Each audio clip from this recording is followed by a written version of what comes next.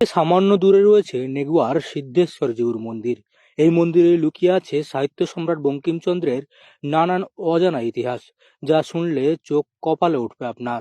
পূর্ব মেদিনীপুর জেলার এগরা নেগুয়া গ্রামে অবস্থিত এই প্রাচীন শিব মন্দির বাইরে থেকে দেখলে সাধারণ মনে হলেও ইতিহাসের পাতায় এর গুরুত্ব অনেক। কর্মসূত্রে ডেপুটি ম্যাজিস্ট্রেট হিসেবে কাজ করার সময় বঙ্কিমচন্দ্র এই এলাকায় এসেছিলেন। নেগুয়ায় অবস্থানকালে মন্দিরটি তার দৃষ্টিগোচর হয়।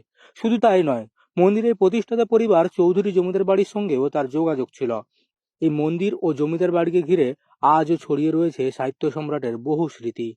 তিনি জমিদারি প্রথা অনুযায়ী এখানে কিন্তু জমিদারি রাজ চালাতেন এবং তার পরিবারও থেকেছিলেন, আছেনও উত্তরসূরি হিসেবে।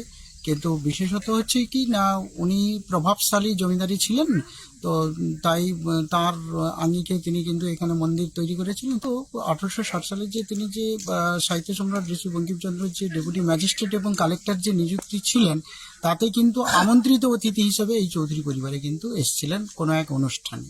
তো সেই অনুষ্ঠানে এসে তারপর এখানে কিন্তু আপ্যায়িত হয়েছিলেন।